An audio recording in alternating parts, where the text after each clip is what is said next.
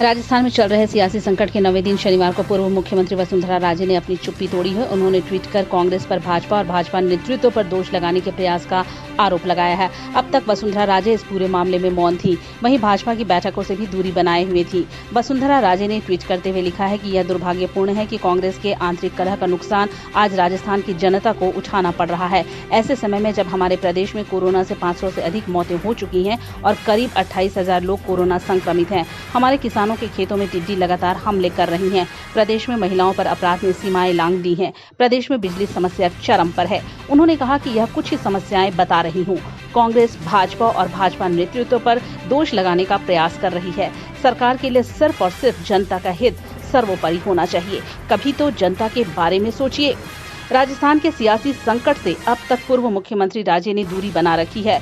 पूर्व उप मुख्यमंत्री सचिन पायलट ने राजे के बंगले को लेकर सवाल उठाए थे। इस पर राजे के समर्थक विधायक और पूर्व विधानसभा अध्यक्ष कैलाश मेघवाल और विधायक प्रताप सिंह सिंघवी ने बंगला आवंटन को लेकर राजे का बचाव किया था। मेघवाल ने कहा कि वसुंधरा राजे हमारी नेता हैं। अगर पार्टी की बैठक होती है तो मैं लोकतांत्रिक तरीके से चुनी गई सरकार को गिराने के प्रयास की खिलाफत करूंगा। भाजपा चाल चरित्र और नैतिकता वाली पार्टी है। ऐसे में हॉर्स ट्रेडिंग के जरिए सरकार गिराने की हो रही साजिश को मैं सही नहीं मानता हूं। कोयला वाले घरों को रोशन तो करते ही हैं, बच्चों का भविष्य भी संवारते हैं।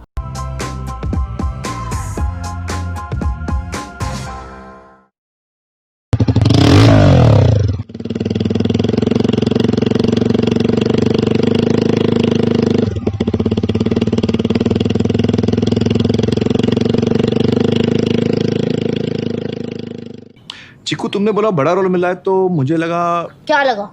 लगा कि सेल्फी तो बनती है। चाचू, मेरा टैलेंट सेल्फी में फिट नहीं होगा।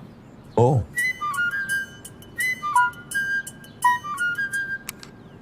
सेल्फी में तो फिट हो गया, गाड़ी में फिट होगा। 105 degree super wide selfie on Vivo V19। लोगों के घर में झांकना छोड़िए मखीजा, तू भी अपने घर में सेफ पेंटिंग करा ले। शूटिंग के लायक होगा तेरा घर। Asian paints safe painting service. Missed call दें 80504 80504 पे। वाह।